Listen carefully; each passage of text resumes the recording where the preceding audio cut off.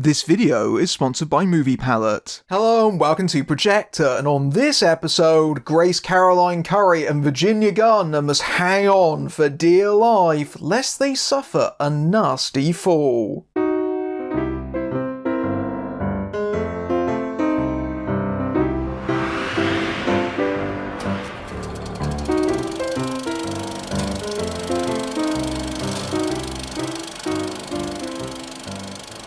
Almost a year after her husband Dan, played by Mason Gooding, fell to his death in a climbing accident, Becky, played by Grace Caroline Curry, has been overwhelmed with grief. To overcome her fears, her friend Hunter, played by Virginia Gardner, who has since become a social media adventurer, invites Becky to tag along on her latest escapade, climbing the B67 TV tower in California, which is 2,000 feet high. But as they reach the very top, the ladder beneath them gives way, leaving them stranded with seemingly no way to get down, and they must use every bit of their skill and ingenuity if they're to survive. Fall is directed by Scott Mann, who co-wrote the screenplay with his regular collaborator Jonathan Frank, and together they've worked on movies like The Tournament and the entertainingly silly Die Hard in a Football Stadium movie Final Score with Dave Bautista, who actually gets a name drop in this movie. There's a sequence where Becky, in order to try and keep herself awake, tries to remember the name of various wrestlers because she used to be a fan of it back in the day, and of course his name gets mentioned,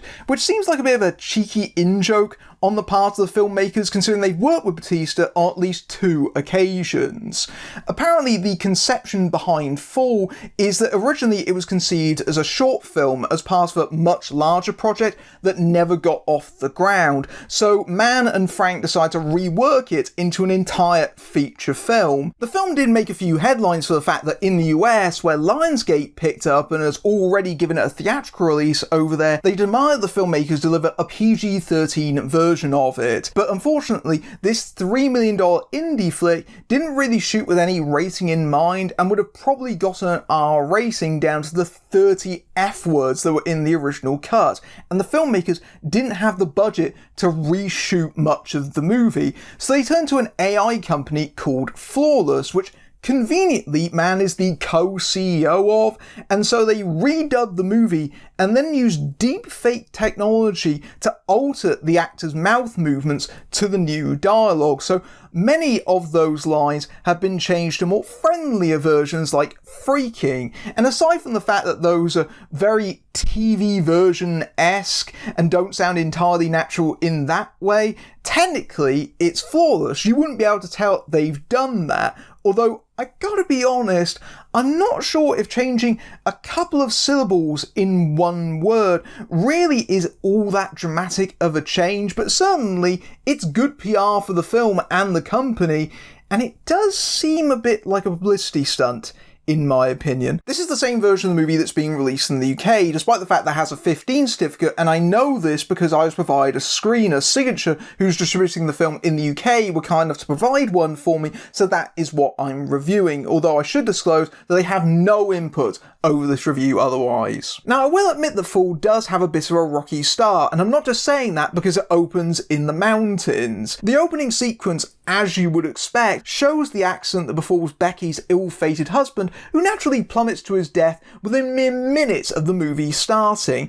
It's a sequence that gives us a taste of the climbing thrills to come, but also some of the movie's limitations, especially with regard to CGI backdrops. It's fine for much of the rest of the movie, but in this sequence, it doesn't feel like they've been quite as well honed or refined, and as such, it does kind of give away that the actors aren't really up that high. It doesn't have quite that right depth of field, so something just feels ever so slightly off there. You don't get the correct amount of vertigo feeling in that opening sequence, which is a little bit of a shame.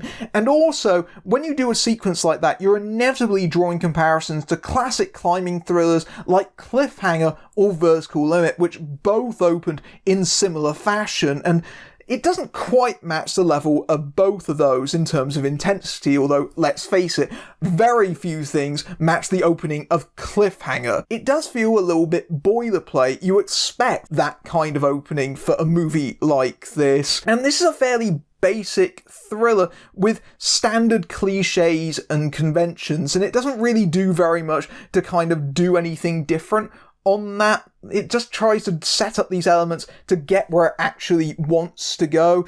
My problem, most especially, was the fact that it's another thriller that uses grief as the impetus for the plot. Now, don't get me wrong, I'm not saying that people don't grieve, and obviously it's a thing that motivates many people. We all have to face it at some point.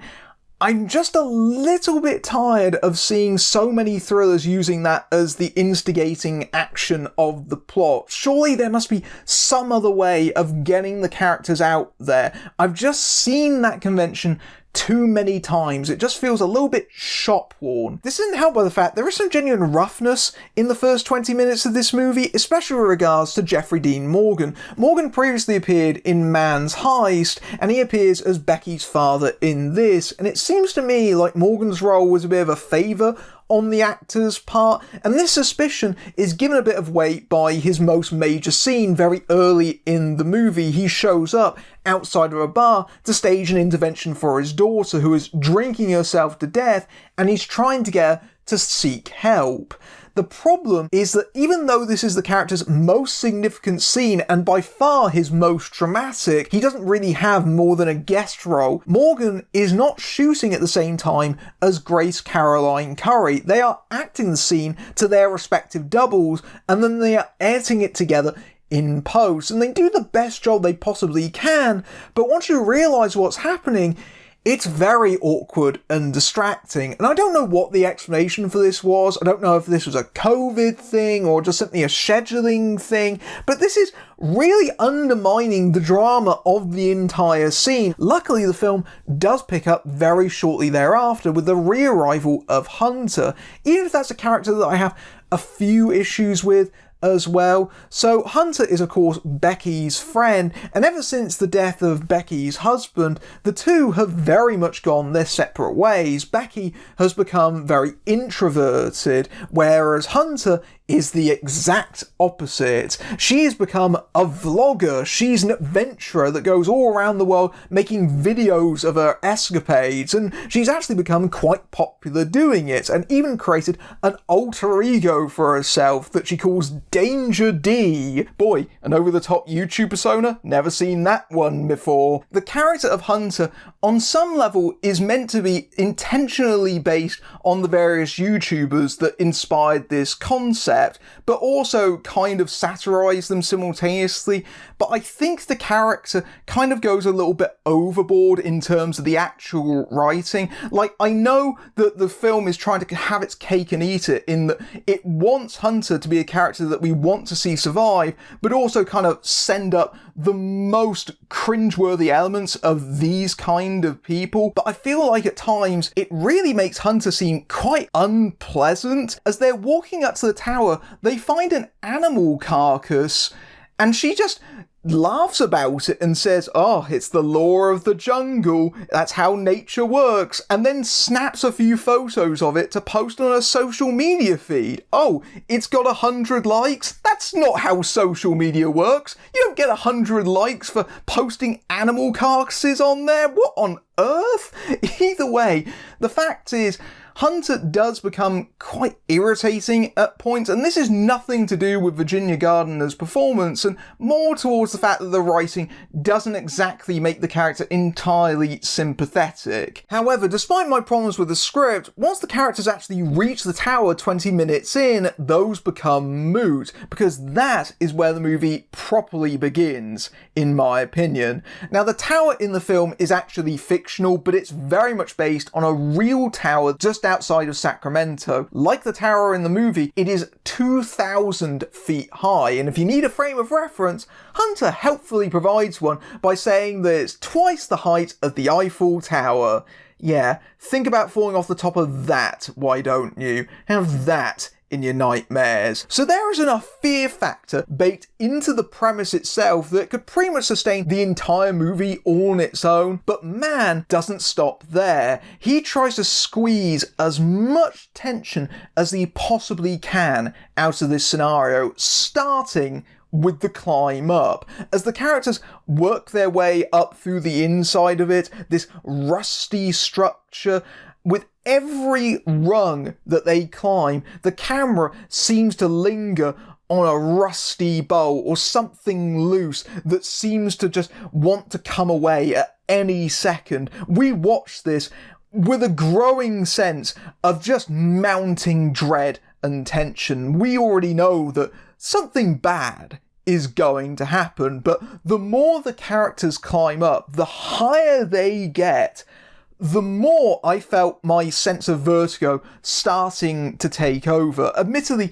I do have a bit of a thing for heights, so that probably wasn't helping me, but even though I was watching this at home on a television screen, it was still drawing that effect from me. Man definitely sets up a scenario that is pretty much any climber's nightmare, or anyone who has a fear of heights, because once they're on what is described as a pizza-shaped platform at the very tip top of that 2,000 feet tower, and the ladder comes away, pretty much the only things that they have at their disposal are a tiny emergency box that contains a flare and also some binoculars, but also they are stuck without most of their supplies. That fell down onto some antenna dishes about 50 feet down.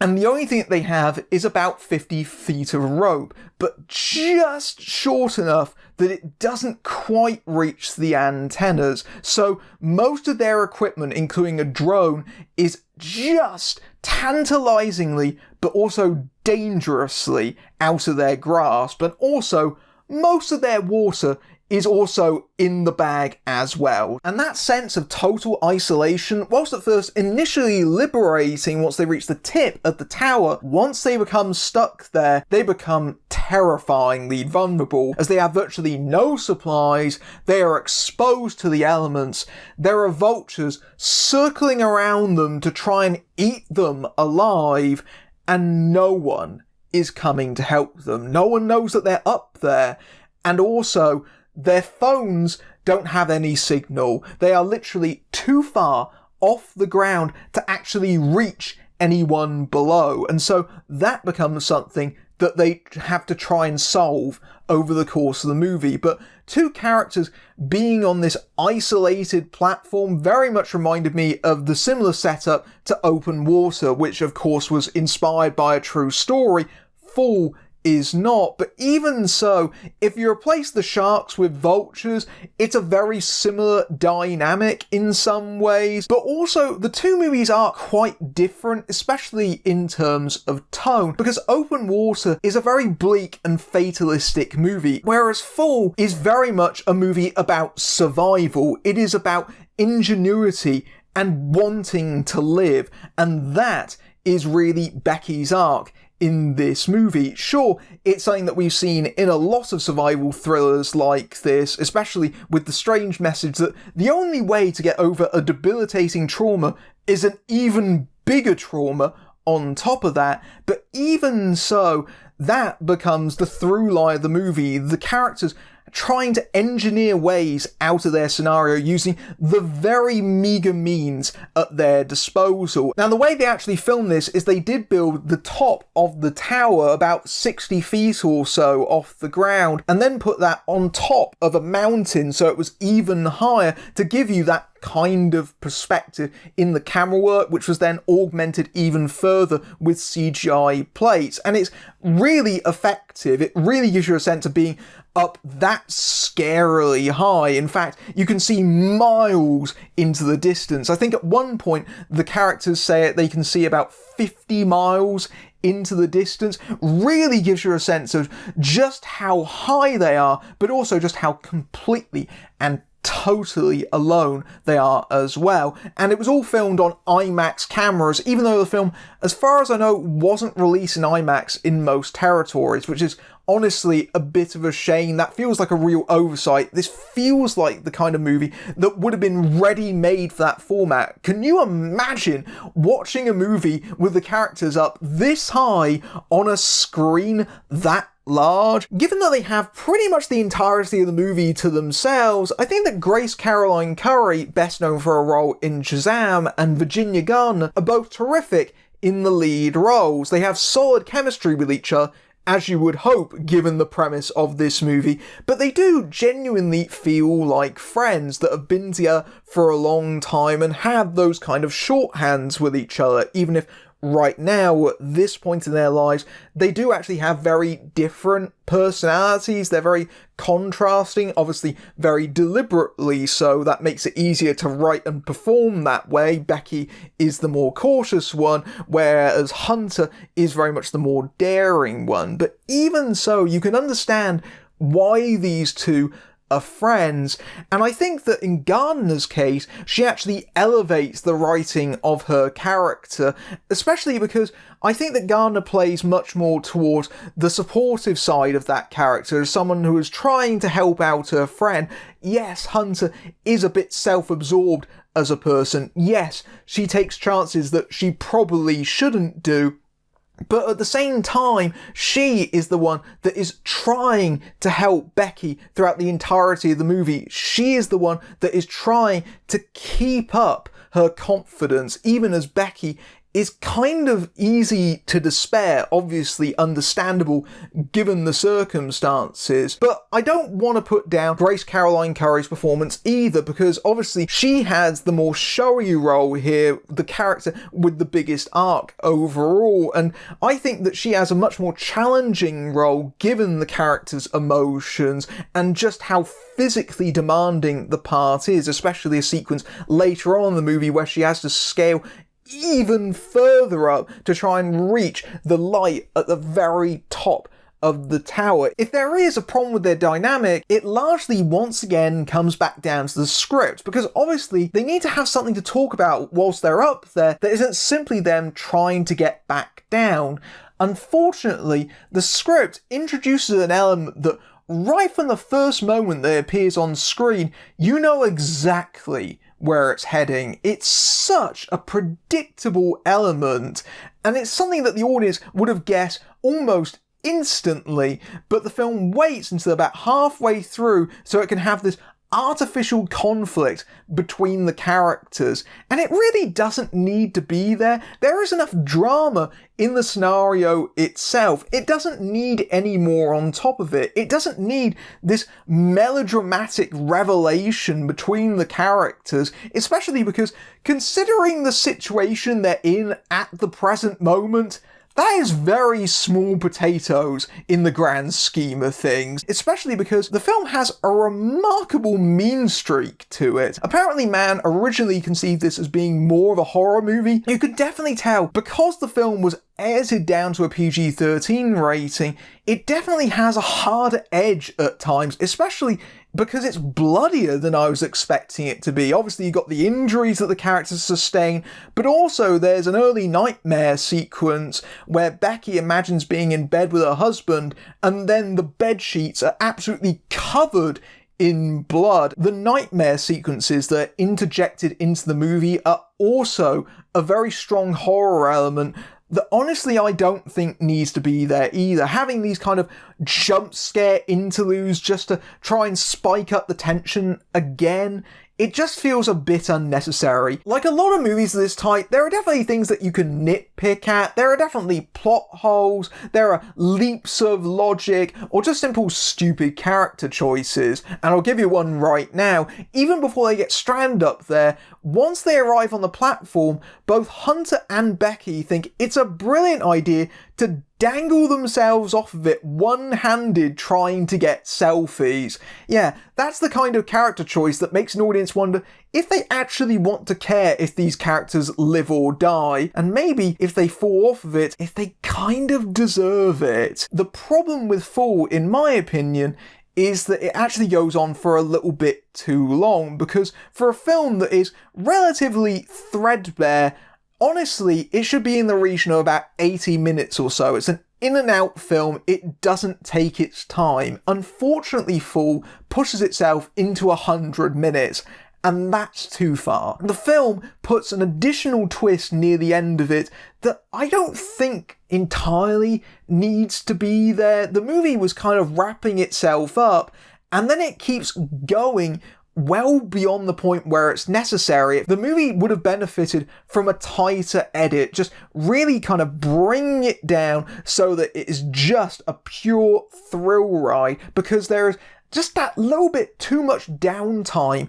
to the movie. And this premise, whilst it definitely has enormous potential on its own, it cannot sustain quite this amount of length, despite the efforts of man or the actors. Fall may be a basic thriller, but it's an effective one that delivers exactly what it promises, namely huge amounts of vertigo to cause a pit in your stomach, especially if you already have a phobia of heights.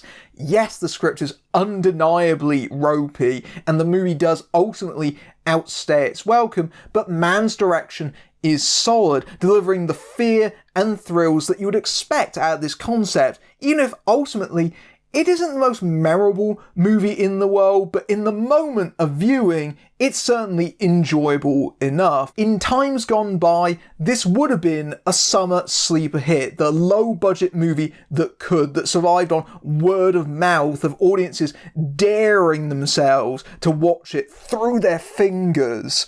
Unfortunately, this isn't really the environment now where those kind of movies survive in multiplexes, and Fall ultimately has a bright future ahead of it on streaming services. That is where I think most audiences will find it. And even though I know that the film won't be entirely diminished by watching it on a small screen, because that's what I did, honestly, if you do want to see this, go out and see it in a cinema. Try and find it on the biggest screen you possibly can, because that, I think, is where it will be most effective, especially because if you can't stand the visuals, you can always look down. You've probably seen this swish thing in the background of the entire video. This is a movie palette. It takes the colour tone of an entire movie and turns it into this artwork. So each of these lines represents a scene or sequences from the entire movie. In this case, this is Terminator 2 Judgment Day. And if you would like a movie palette of your own, then you can go to moviepalette.com and use the code FILMBRAIN15 to get 15% off your order.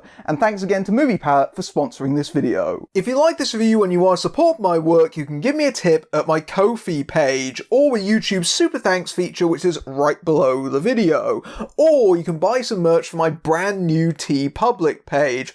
Or you can climb the heights of my Patreon, where you can see my reviews early among other perks, including access to my Discord server. But until next time, I'm Matthew Buck, fading out.